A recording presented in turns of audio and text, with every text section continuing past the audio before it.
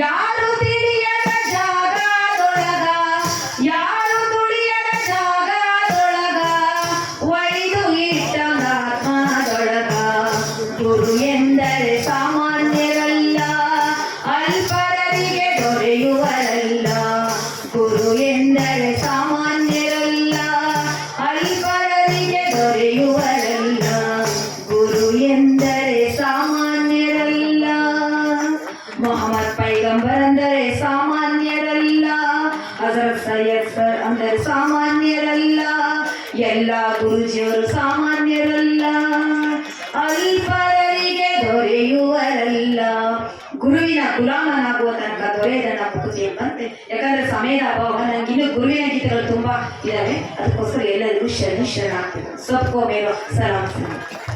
mic mic